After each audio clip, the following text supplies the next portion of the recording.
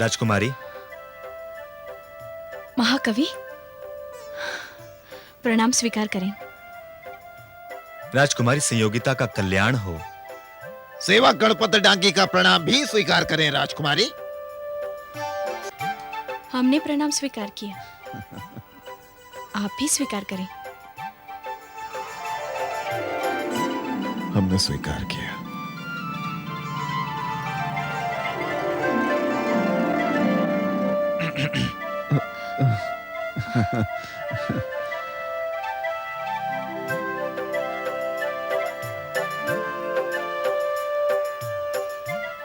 महाकवि चंद्रवरदाई, ये आपकी विदाई पर एक छोटा सा उपहार है आपकी सेवा में।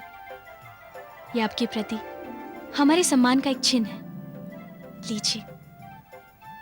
राजकुमारी, आपकी इस उदारता के लिए धन्यवाद। धन्यवाद तो आपका है, जो आपने यहाँ पधार कर हमें आनंद कैसे पल दिए जो हम आजीवन ही नहीं भूल सकते। आपने तो हमारी मनोकामना ही पूरी कर दी।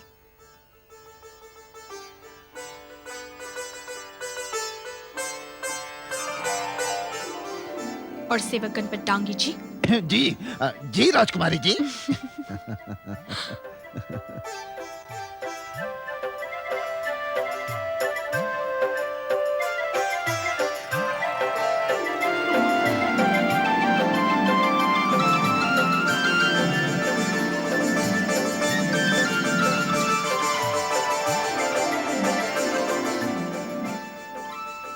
राजकुमारी, मैं बाहर जा रहा हूं। आप कृपया गणपत को शीघ्र ही विदा कर दीजिए, क्योंकि नगर का मौसम ठीक नहीं, बड़ी गर्म वायु चल रही है। यज्ञस्थल की अग्नि तो ठंडी हो गई, मगर महाराज जयचंद के मन में जो प्रतिशोध की ज्वाला भड़क रही है, वो किसी भी समय भयंकर रूप धारण कर सकती है, और ऐसी स्थिति में हमारा यहां रहना घातक सिद्ध हो सकता है। मैं बाहर प्रतीक्षा कर रहा हूं। जी कविराज। प्रणाम राजकुमारी। प्रणाम महाकवि।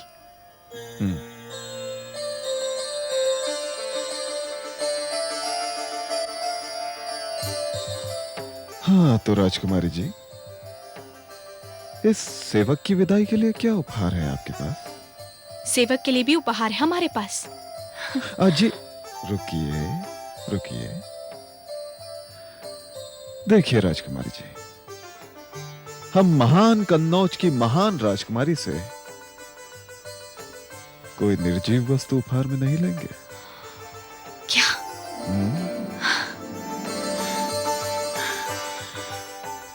हमारे पास कोई जीती जागती सजी वस्तु तो है नहीं जो हम आपको उपहार में दे सके। है क्यों नहीं राजकुमारी, है, मगर आपको उसका ज्ञान नहीं है। ठीक उसी हिरने की तरह जिसकी नाभि में कस्तूरी तो होती है, मगर वो उसकी खोज में पागल होकर बन बन भटकती रहती है। तो आप ही बताइए ना कि इस हिरनी के पास कस्तूरी भेंट में देने के लिए कहां रखी है?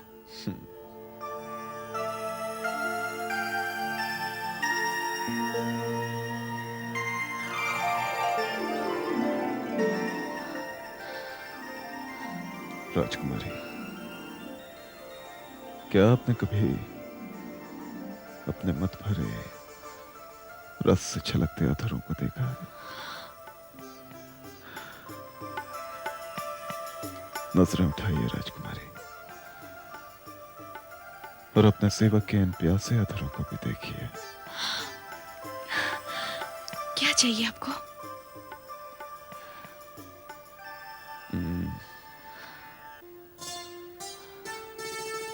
अधरों से अधरों की बात एक पल के लिए हो जाए तो इनकी प्यास भी बुझ जाएगी, और हमें अपनी विदाई का उपहार भी मिल जाएगा।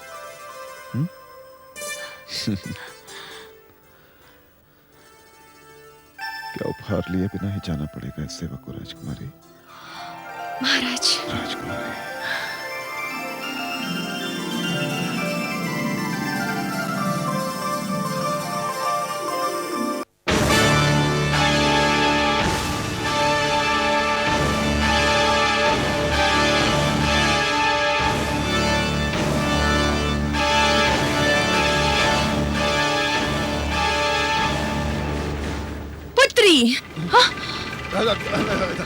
धन्यवाद राजकुमारी, धन्यवाद। आपके राज्य में एक सेवक को भी इतना मान सम्मान मिलता है। इस बात को तो ये सेवक जीवन भर नहीं भुला सकेगा। मुझे आज्ञा दीजिए। राजमाता, अरे राजमाता आप, मेरा प्रणाम स्वीकार करें राजमाता। मैं कितना भाग्यशाली हूं कि जाते जाते आपके भी दर्शन हो गए। यदि असावधानी में मुझसे कोई भूल हो गई हो तो मुझे क्षमा कर दें राजमाता। अब आप प्रणाम। शिव शिव शिव शिव शिव शिव शिव।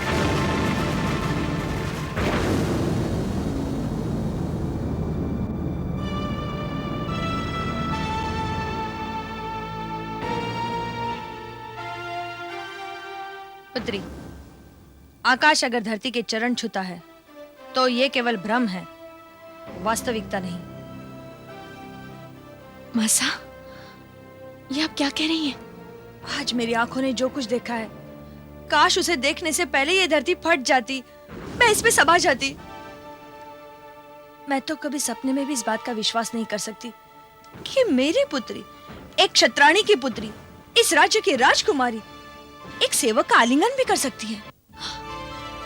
मासा,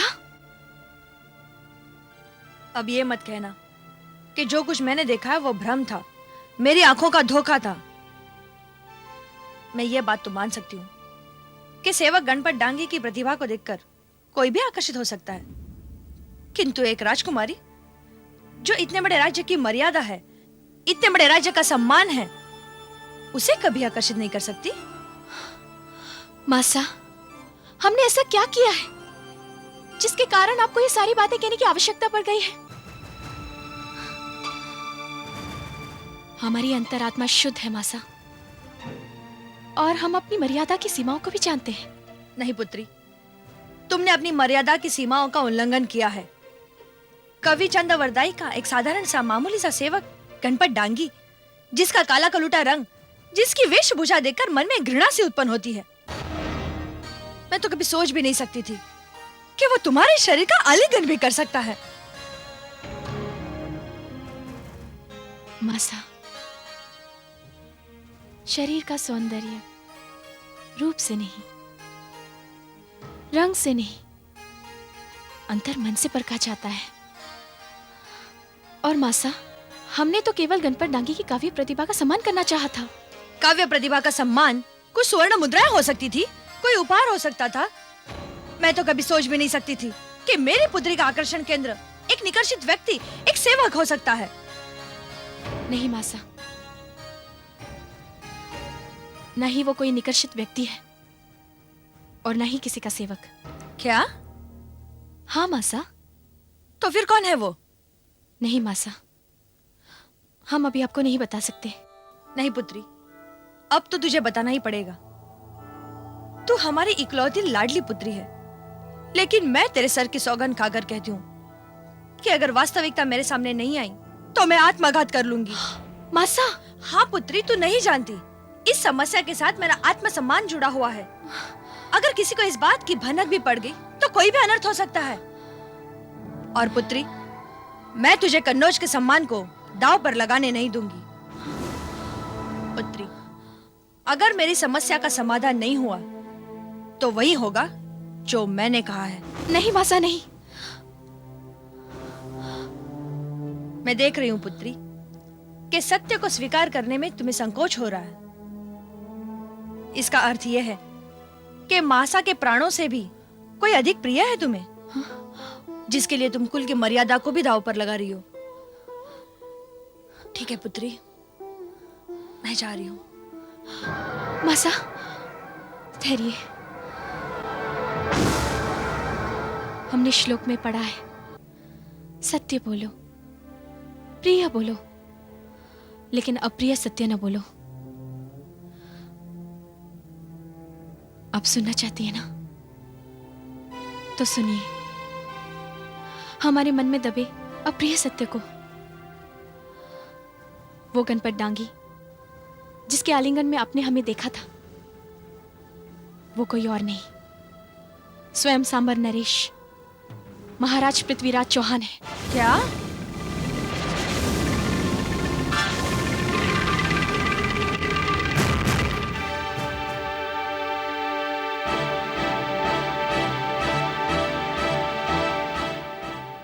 अन्नदाता की जय हो। और वाला, यह समाचार तो आपको मिल ही गया होगा कि पृथ्वीराज चौहान ने हमारा यज्ञ विध्वंस कर दिया है। जी हाँ महाराज, मुझे इस दुखदाई घटना का समाचार मिल चुका है। लेकिन महाराज, जब तक मैं जीवित रहूंगा यह घटना मेरे मन को, मेरी अंतरात्मा को कचोटती रहेगी। इसमें आपका क्या दोष है रवाला?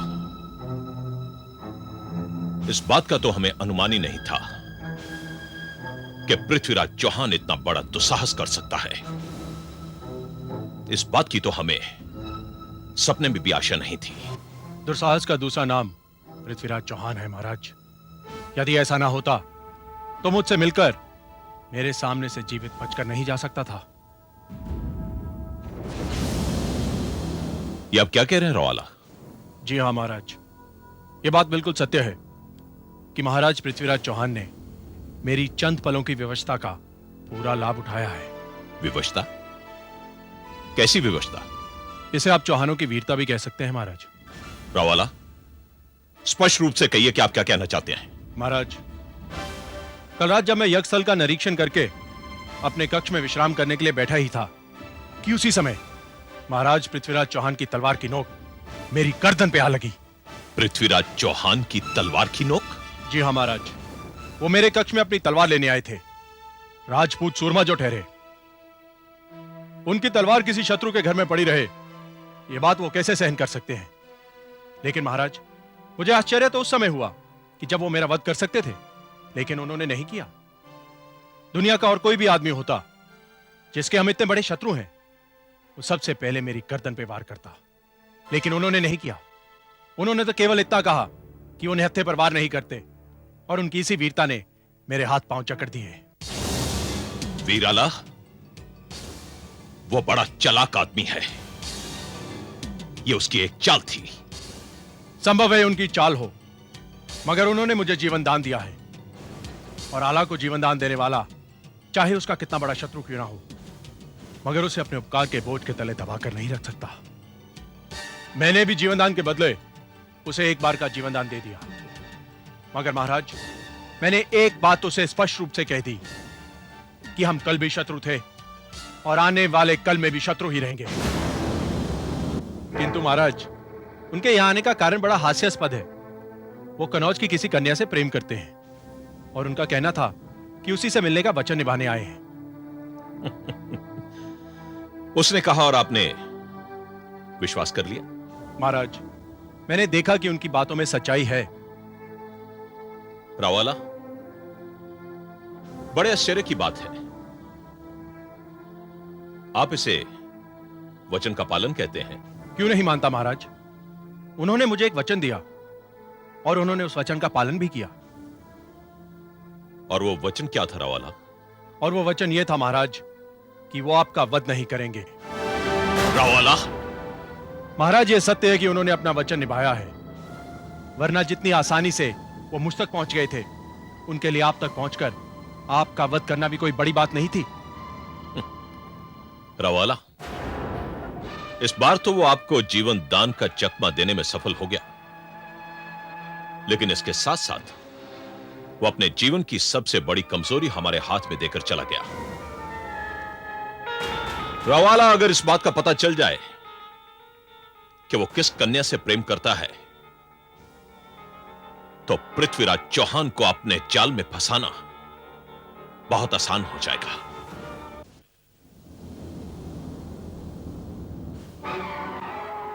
वो गणपत डांगी जिसके आलिंगन में अपने हमें देखा था, वो कोई और नहीं, स्वयं सांबर नरेश महाराज पृथ्वीराज चौहान है। स्वयं सांबर नरेश महाराज पृथ्वीराज चौहान है। स्वयं सांबर नरेश महाराज पृथ्वीराज चौहान है।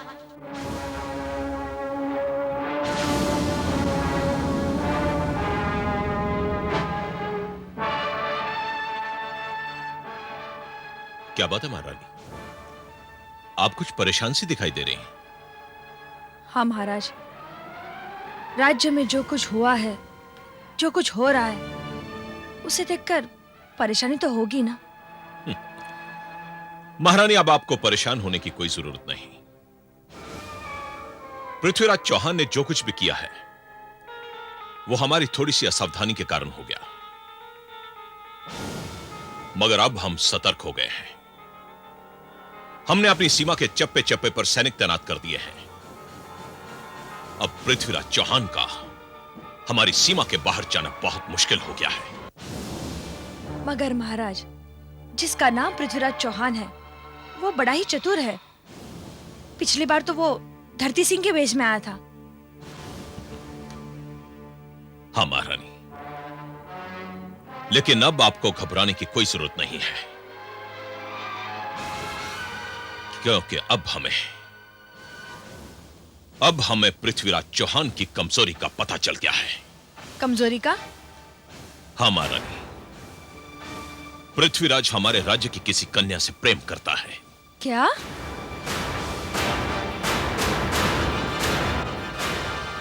हाँ महारानी, एक बार इस बात का पता चल जाए कि वो कन्या कौन है तो पृथ्वीराज चौहान का पकड़ा जाना निश्चित हो जाएगा। बस उसके बाद उसकी गर्दन होगी और हमारी तलवार।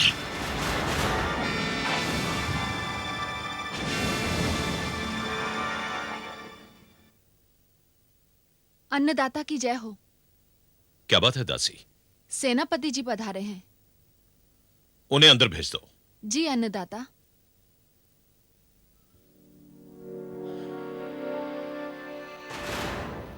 महारानी देखे सेनापति क्या समाचार लाए। महाराज की जय हो। क्या समाचार है सेनापति जी? महाराज, अभी अभी सीमा से समाचार आया है कि महाकवि चंद वरदाई और उनके सेवक गणपत डांगी के अलावा और किसी व्यक्ति ने सीमा पार नहीं की है। केवल इन दोनों को ही आपके आदेशानुसार सीमा पार करने की अनुमति दी गई।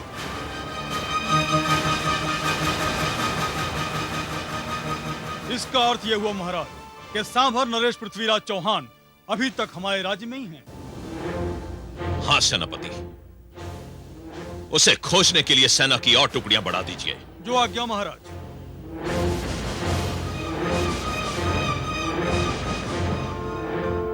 चलिए महारानी, विश्राम कीजिए।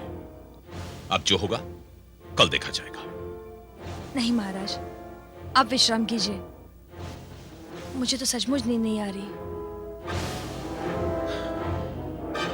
ठीक है।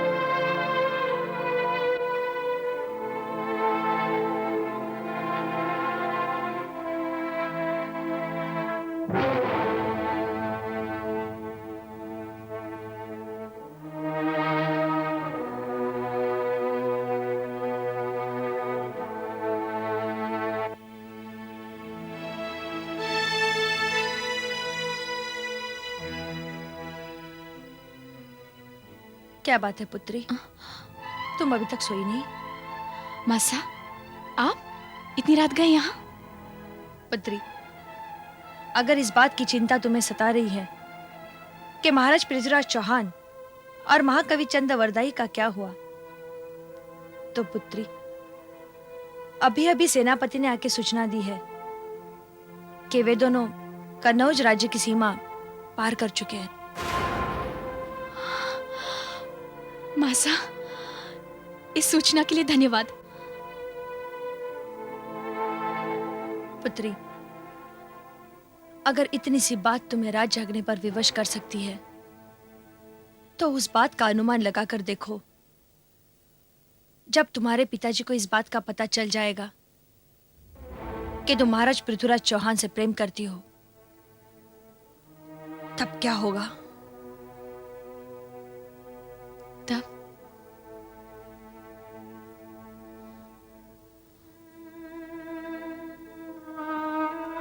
तब क्या होगा मासा?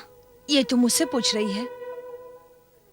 दोनों राज्य के लोग पहले से ही एक दूसरे के रक्त के प्यासे हैं। दोनों तरफ के लाखों निर्दोष लोग मारे जाएंगे, रक्त की नदियां बहेंगी पुत्री। केवल विनाश ही विनाश होगा, और इसमें शायद तुम्हारे प्रेम का अंत भी हो सकता है, या फिर मेरे पति और तुम्हारे पिता का वध भी हो सकता है। मासा, पास आजा पुत्री, इस विचार को अपने मन से निकालकर फेंक दे। ये विचार केवल विनाश ही विनाश लाएगा पुत्री, केवल विनाश ही विनाश लाएगा। मासा, जिस बात की आपको आशंका है, उस बात का उल्टा भी तो हो सकता है। इसका उल्टा क्या हो सकता है पुत्री? मासा, जरा ध्यान से सोचिए।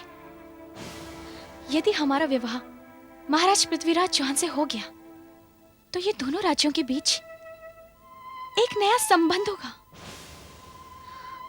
तब महाराज पृथ्वीराज चौहान अपना पुराना बैर भूलकर कनौज से मित्रता कर लेंगे। और ये भी तो हो सकता है कि पिताजी उन्हें जामाता समझकर अपनी पुरानी शत्रुता भूल जाए, और फिर हमारा प्रेम इन दोनों शत्रु राज्यों के बीच एक पुल का काम भी तो कर सकता है। हम पर विश्वास कीजिए मासा, हम आपको वचन देते हैं कि हम इस असंभव को संभव कर दिखाएंगे। पुत्री, इतना विश्वास है तुम्हें अपने आप पर? नहीं मासा, हमें विश्वास है अपने प्रेम पर। हमें विश्वास है महाराज पृथ्वीराज चौहान पर। अब बस हमें आपका आशीर्वाद चाहिए मासा, हमें आपका आशीर्वाद चाहिए। पुत्री, मासा,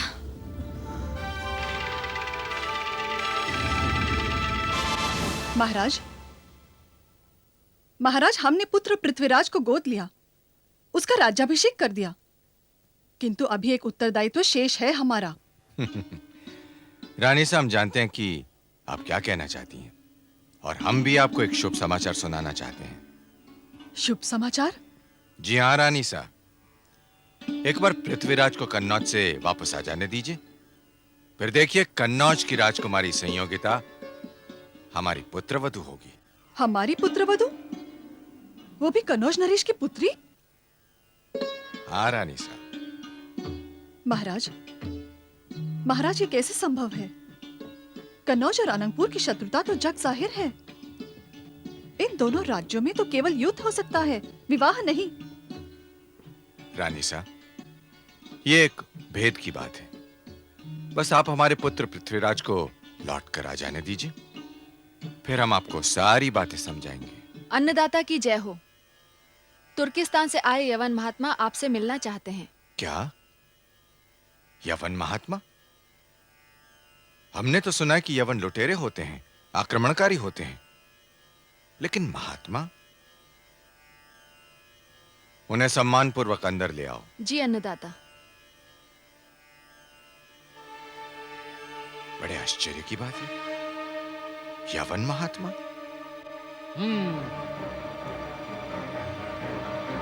हक! महाराज अनंतपाल और महारानी की खिदमत में फकीर का सलाम। हक नस्सुल्लाहि व फतहुन करीब।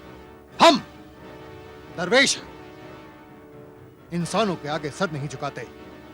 अगर ये सर झुकता है तो सिर्फ उस माबूद हकीकी के सामने। महात्मा, हम भारतवासी हैं, चंद्रवंशी हैं। हम साधु संतों और महात्माओं के आगे सर झुकाते हैं। कहिए, आपने यहां आने का कष्ट कैसे किया? महाराज, मैं गजनी से आया हूं। मेरा एक मुरीद मीर हसन आपकी पनाह में है। अच्छा, तो आप सुल्तान मोहम्मद शहाबुद्दीन गौरी के छोटे भाई मीर हसन की बात कर रहे हैं? जी हाँ महाराज, मेरी मुराद उसी मीर हसन से है। अगर आप इजाजत दें तो मैं उससे मिलना चाहता हूं, और मेरा मिलना उससे इसलिए जरूरी है क्योंकि मेरे मुरीद की जान खतरे में है। मैं उसकी जिंदगी के लिए दुआ करना चाहता हूं। महात्मा जी, मीर हसन को हमारे पुत्र पृथ्वीराज ने राजनीतिक शरण दी है, इसलिए मीर हसन की सुरक्षा की सारी जिम्मेदारी हमारे पुत्र पर है। आप उसकी सुरक्षा की बिल्कुल चिंता न कीजिए। हक। महाराज अनंगपाल तोमर, आप ये कहना चाहते हैं कि आपके बेटे की तलवार में फकीर की दुआओं से ज्यादा असर है? नहीं महात्मा जी, हम ये कहना चाहते हैं कि हम राजपूत हैं जो एक बार जिसे वचन दे देते हैं उसे पूरा करने के लिए अपने प्राणों की बाजी लगा देते हैं। आप निश्चिंत रहिए महात्मा जी, मीर हसन की जिंदगी को तब तक खतरा नहीं है जब तक हमारे प्राण बाकी हैं। महाराज, मुझे आपकी नियत और वचन पर जरा भी शक नहीं है, लेकिन जिंदगी और मौत पर इंसान का कोई बस नहीं होता। वो तो कुदरत के कब्जे में होती है। तदबीर बेशक इंसान करता है, लेकिन होता वही है जो तकदीर में लिखा होता है, और वो तकदीरों को लिखने वाला फकीरों की दुआएं सुनता है। महाराज, मेरी गुजारिश है आपसे, आप इसे अपनी अना का मसला ना बनाएं। अगर आपने मीर हसन को दोस्त समझकर पनाह दी है तो मैं भी खैर ख्वाह हूं, मुझे भी उसकी जिंदगी अजीज है।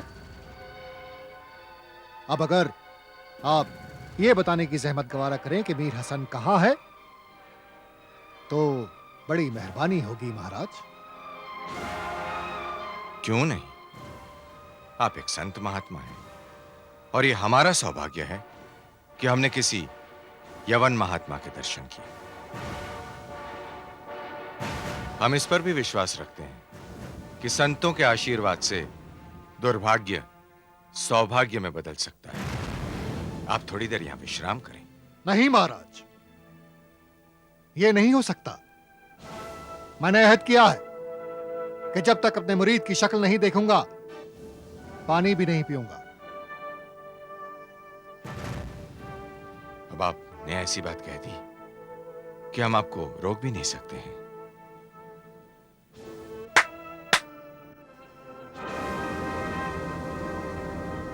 आज्ञा हो अन्नदाता। महात्मा को अपने साथ नागौर के राजमहल ले जाओ और वहां इनकी भेंट सामंत मीर हसन से करवा दो। जो आज्ञा अन्नदाता। अच्छा महाराज, अब दरवेश को इजाजत दीजिए।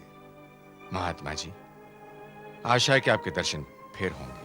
जरूर जरूर महाराज, मैं मशकूर हूं आपका कि आपने मेरी मुराद पूरी कर दी। आइए।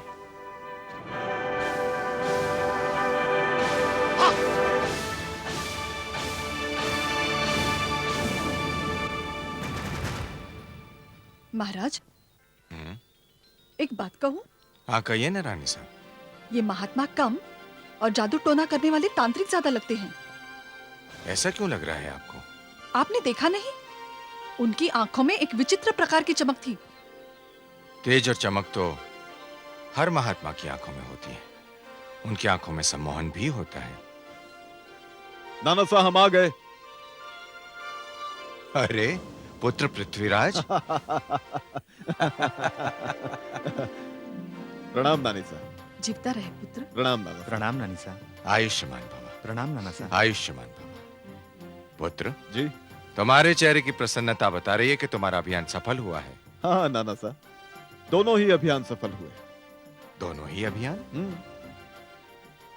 आपको यह सुनकर आश्चर्य होगा कि हमने जयचंद का राजसूय यज्ञ भंग कर दिया है।